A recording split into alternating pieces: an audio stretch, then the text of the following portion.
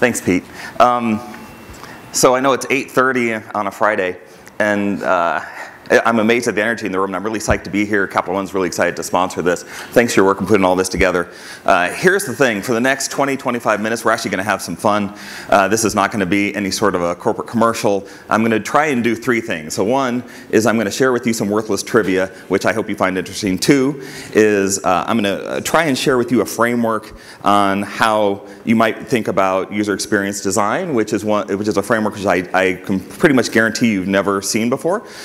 And number three is I'm going to do a dangerous thing for a non-technical guy, which is I'm going to demo some stuff running on a server in India, and so we'll see at the end of whether that works, but I'm going to give it a shot with this group.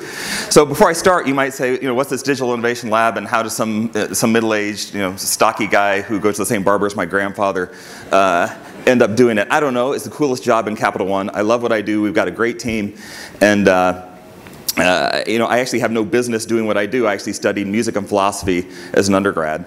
And I happen to, my only claim to fame in life is I married a professional jazz singer named Jamison, who is nationally known.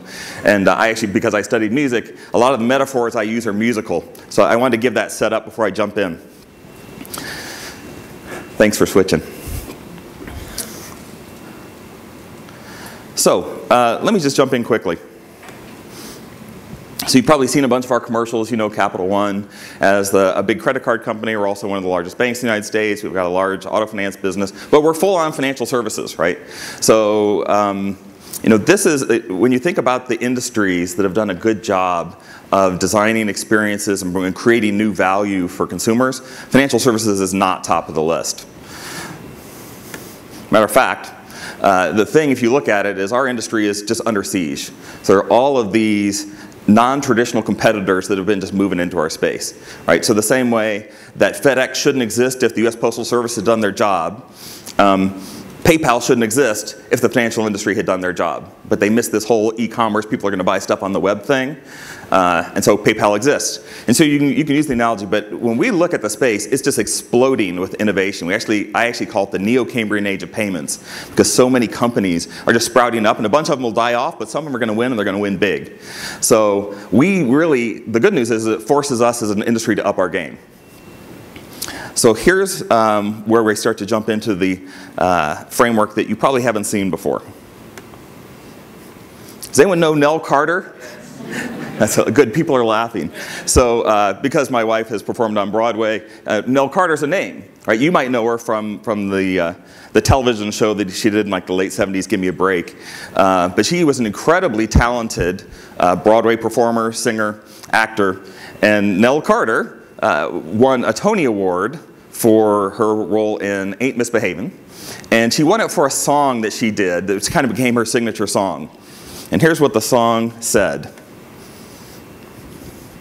Find out what they like, how they like it, and give it to them just that way. And that's actually sort of the theme of how this alternative way of thinking about user experience design. So let's show about what that means. So first, there's three parts to it, right? First one is find out what they like. So you translate into sort of the lab speak and how you might want to think about it, right? This is about getting it into the wild really fast. So you can spend a boatload of time doing analysis and research and talking to analysts, but until you sort of put it in front of a consumer, you really don't know what they like. So what may not be in my bio is, earlier in my career, I was an entrepreneur in residence for McDonald's Corporation. And one of the ventures that we launched there was the Redbox venture. How many people in the room have rented a DVD from Redbox? I expect almost everyone. This one is really near and dear to my heart. And I'm going to tell you the story of how we got there, because it launched in DC. I don't know if you know that. Our first pilot started here in DC, and I want to share with you this story because I think it's really, really important, particularly as companies think about innovation and how you do, let's call it business model design as well. So does anyone know this guy? Sergio Zyman, former CMO of Coke, legend in the industry, the guy who effectively built the Coke brand. He had just left Coca-Cola. We put him on retainer at McDonald's, and we said, help us figure out ways to grow our business. Next, you probably don't know this guy either. It's Gary Hamel. I suspect many of you have read his books. Probably the greatest living growth strategist alive, right? He has a firm called Strategos. They have a really tried and true methodology around how you do innovation within companies. And there I am with Gary looking down at me saying, Mark, I don't think you understand anything I just said. He was probably right. But at the end of the day, we used this methodology for a number of months with a bunch of really smart people. It's the double diamond methodology. Some of you may have seen it, where you do ideation and then convergence, ideation, convergent. You run it through a bunch of filters. And the process worked pretty well. And we did that. And then we use things like, how do you challenge some of the beliefs you have in your business? You look at consumer trends. And out of all that, you come up with some ideas. So indeed, at McDonald's, we looked at it and we said, well, what are our core competencies and what are these consumer trends? We said, well, we're really good at real estate acquisition. We're really good at supply chain management. So has anyone ever been to McDonald's? I said, sorry, we're out of French fries. And no, right? I don't know how they do it, but they're really darn good at it. And third was this whole consumer trend around automation technology. So this was in 2001 when we were doing this work. We said, well, when was the last time you didn't pay at the pump? Or when was the last time you didn't check in for your airline using a kiosk? And we went through the list like, gosh, people are getting way more comfortable with these automation technologies. And then the last one was this insight around time becoming equally or more important than money. So it used to be that my mother would drive 10 minutes out of her way to save 5 cents on a loaf of bread. Today, I would actively pay a nice premium to gain that 10 minutes back, right? And I suspect many of you in the room can relate to that. So we threw all that into this little gonculator, and what we said was this. And this is the story that doesn't get told very often, but it's fascinating. We said, let's disrupt the convenience store industry. Let's take 7-Eleven, which has typically 2,000 SKUs, and let's automate it all. Apply some mobile technologies. You can manage the inventory and see what was sold where. Build this thing outside of a metro stop. And sure enough, people will be willing to pay a premium for these top 200 SKUs rather than 2,000. You don't need a person in it. We are going to take over the industry. So this is a great quote from the Washington Post of me in August 2000. The red box will do for the convenience store industry what ATMs did for the banking industry. Wow, there's a lot of bravado there. Does anyone remember seeing this unit? This was in the Adams Morgan neighborhood. Yeah, there was a bunch of zoning stuff. It actually got a lot of press at the time. We built 4 of these around DC. And on the left is a picture of all the stuff we put in it. And we said, look, McDonald's at the time was generating $1 billion of profit a quarter. And they were looking for some new growth. And we had done this great analysis with the brightest minds in the industry. Let's go after this thing. Now, what we could have done was we could have said, we have scale. Let's build 1,000 of these, deploy across the US. Let's grab the market. 7-Eleven's going to be out of business. And I think you know where I'm going with this, right? By the way, look at the picture. You'll see a little red thing off to the side that says DVDs. So here, about a year later, the New York Times did a rather unflattering article in which I wasn't quoted. And it says, McDonald's said on Wednesday that it would close its 4 giant vending machines in the Washington area after an experiment with automated convenience stores. And you read the article. And if you went down all the way to the bottom, there was this little thing that everyone missed that said, but McDonald's will continue to operate the 12 machines that just sell DVDs. Right? Here's what we learned. We threw this stuff in market. We thought these people were going to be busy and they'd come out of the subway, the metro, and they would buy their diapers and their milk and their bread. Truth is, they didn't buy any of that stuff. They didn't want to. I don't know why, but they didn't. In spite of the fact that we had analysis this big and we presented to the McDonald's executive committee that it was going to be a hit. But what they did do, for whatever reasons, they were renting DVDs and we couldn't keep them in stock. So we pivoted, right? What's the rest of the story? All right, we ended up scaling it. We ended up building out the DC market in Baltimore, and that went really well. And so we took it around the rest of the US, and today, actually a couple years ago, they sold it to Coinstar for a $200 million profit. Blockbuster's out of business. They're the 2nd largest distributor of DVDs in North America. Right? Incredibly successful. And actually, I don't know if you follow it, Coinstar announced just last week that they were raising their guidance for the next year by an additional 20% because Redbox was being so successful. Pretty amazing. So the whole point, right? Find out what they want, put this stuff in the wild, and you're going to learn stuff that you'll never learn if you keep it within your 4 walls. So let's keep going on with the wisdom of Nell. What would Nell say now? Right? Find out what they like and how they like it. And I think this is the thing that's most near and dear to my heart. While I'm not a designer, I'm not an engineer, I am a consumer, and I'm a passionate observer of how consumers interact in the world. And this is really about designing experiences that just are in the natural flow of how people want to lead their lives. And I think we've got a really good case study as well here to show how you can do that sort of a thing. Actually, let's just talk about deals for a second, right? The deal space is incredibly crowded right now. It's really hot. Everyone, I'm sure, is enrolled in Groupon, Living Social, and a bunch of other things, right? And it's well documented, some of the flaws. As those came out of the gate, it's all getting better, but the fact that you kind of have to go through your email, find the one. If you happen to see that one that day, print off the coupon, take it to the retailer. Remember to take it to the retailer. They check it off some list so as make sure it has been used twice. I mean, there's some tough stuff, right? And we think it's getting better.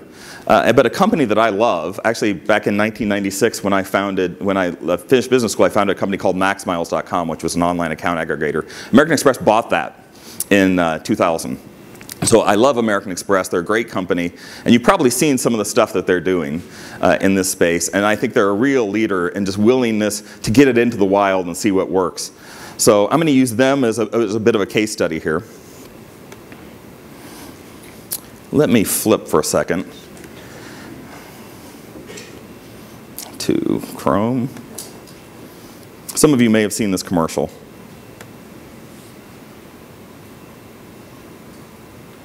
And I said, I'm not going in there. There's bees in there. Well, it was great meeting you, Jessica. Oh, it was so nice to meet you too, Aziz.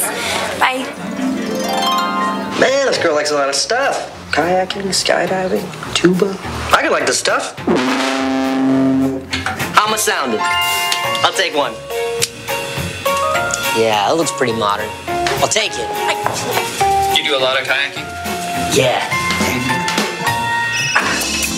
Hi, Jessica. Hey, I'm running late. Is it cool if we meet at the restaurant? All right, I'll see you there.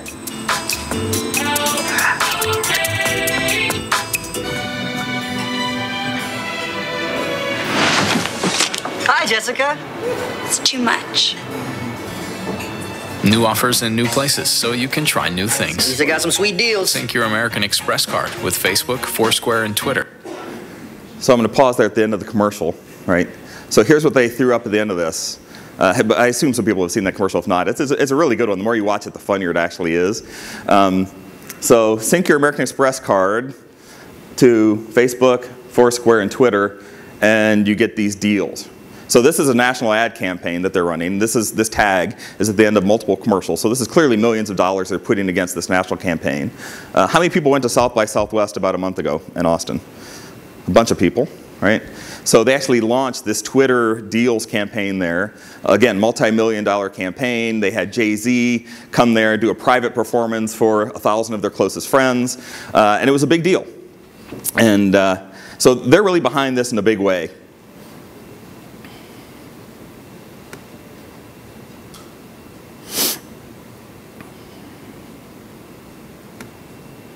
So has anyone done the Twitter deal thing? Great. Whoa. Super. So I decided I'd check it out. Again, I'm a little slow, if you believe my mother, who's been telling me that for a bunch of decades now. So I said, hey, I should try this thing. So what you need to do is, if you saw the tag at their commercial, go to amex.com/sync. You sync your card, right, to your Twitter account. So what does that mean? So I did that, and I'm like, okay, so where do I go from here? And so then I went to Twitter, and I logged in at Twitter. And then from there I navigated, I assumed I should go to the American Express page, the American Express branded page on Twitter. And I went there, and I played around, and it was really unclear to me where I should go. Again, I'm a little slow, so forgive me for that. So, well, maybe it's an Amex thing, so it's not on there. It's certainly not obvious to me. So I go to the next one. I go to American Express, and I see, oh, great, there's a mobile app thing. Maybe that's it. No, there's a thing about 50% off some travel thing. That's not it. I don't know. Well, let's log in. So then I logged in.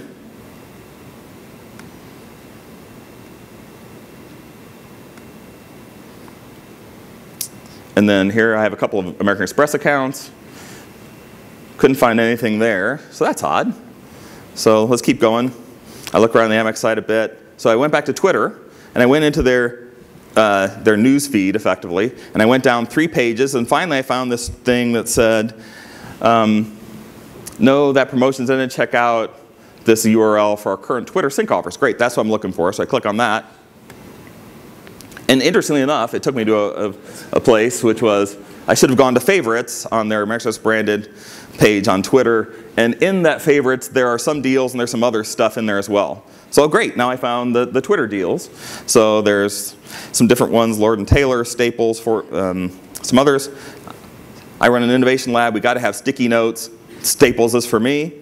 I click on that, it brings it down, can read a little bit about it, see how many people have taken them up on, have retweeted that offer. So I decide I'll retweet that. So now in my Twitter stream, there's Mark saying, hey, I've now signed up for this deal. Great. So now I'm sitting at home, I've signed up for the deal, and later on at some point I have to be out and about in the wild. And this is, by the way, this is a picture of me in front of the Staples right there on Route 7, just like half a mile from here. At 11:30 at night, 2 nights ago, my wife took the picture, and that's why the lights are off. And the security guy, as soon as they took that picture, pulled up in his truck with the lights flashing and wanted to know why some weird dude was posing in front of Staples.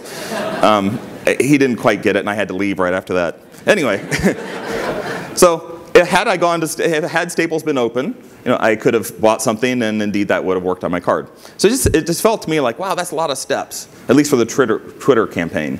You should check all this stuff out. The one that I actually think works really, really well is their integration with Foursquare, where you just naturally, serendipitous is the way I refer to it, is you go to a restaurant, you happen to check in, and it just pops up, hey, if you pay for the American Express card, you'll get $10 off your bill.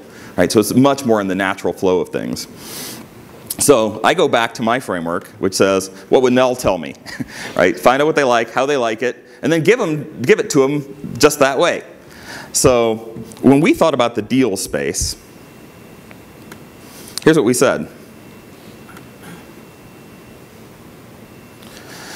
There's more to it than this, but I think this is a simplified way of saying it is, number one, as a consumer, I only want deals that are relevant to me, right? One of the big criticisms of the Groupons is, why does Mark get things for facials and mani-pedis, right? So make sure that the offers you serve up to me are really relevant to me.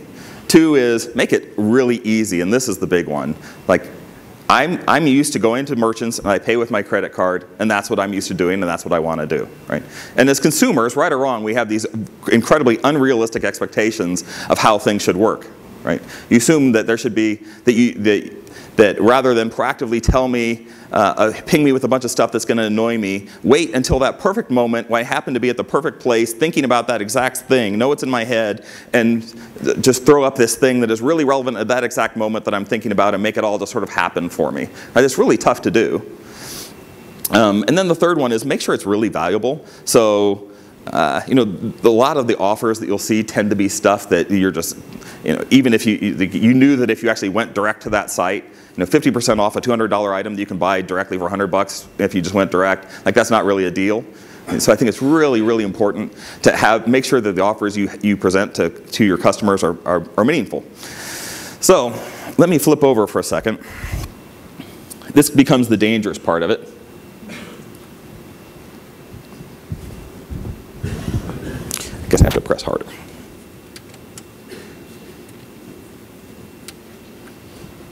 Oh, we need to flip that? Yeah. Sure.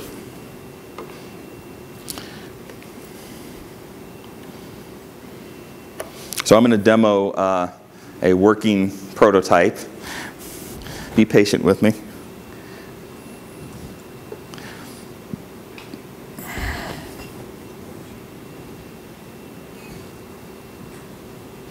The other thing that I've found is when you're built like me and you've got bare paws for hands, sometimes these small devices aren't ideal.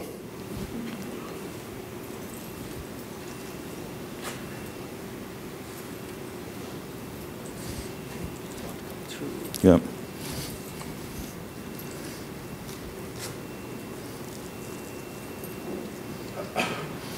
Maybe one now.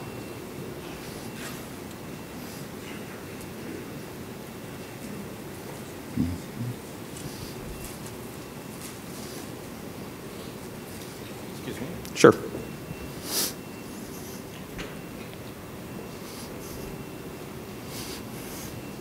So by the way, did anyone learn any worthless trivia so far? This is the end. Why don't I demo this?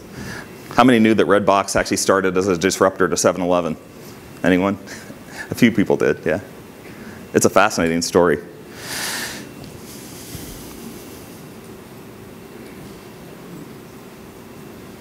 All right.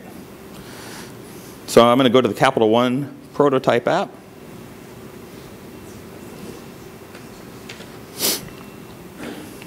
Bunch of different stuff on here. Nice clean interface. I'm going to go to CapitalOne Deals.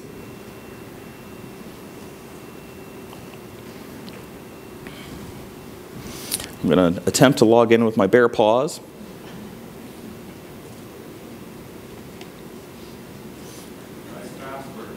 I was just going to say, there's a brilliant password, yeah. It is alphanumeric.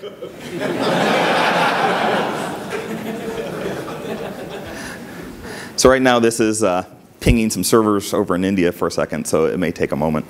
But here's the thing that you're going to find about this.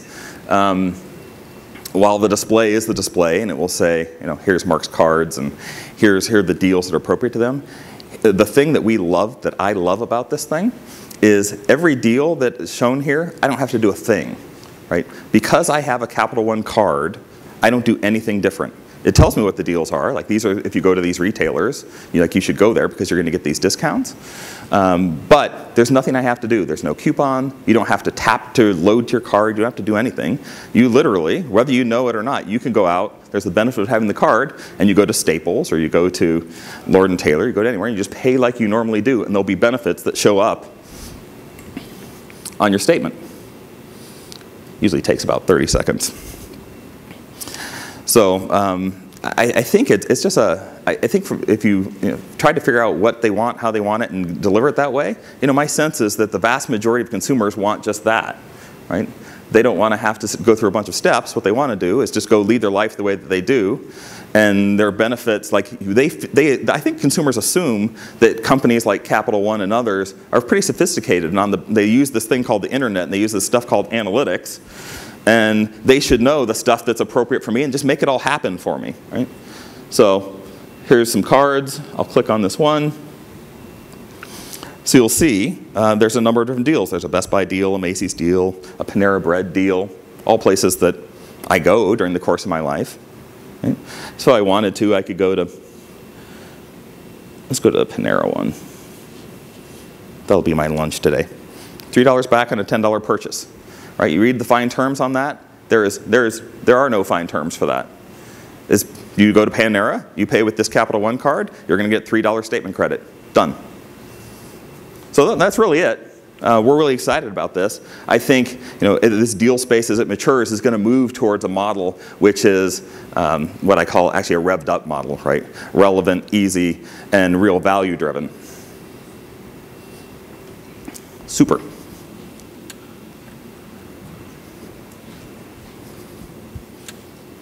We actually don't have to switch, so it's fine. So here's what I would tell you. I hope I've sort of grilled into your head this beer call, as they call it in the advertising industry, some little catchphrase that you find yourself repeating over and over, which is find out what they want, how they want it, and give it to them just that way. And I suspect over the course of today and tomorrow, that will not be a framework that others will share, but I encourage you to start asking those questions. So have a great day. Thank you for your investment of time with us, and over the next couple of days here, it's going to be fantastic. Thank you. Excellent.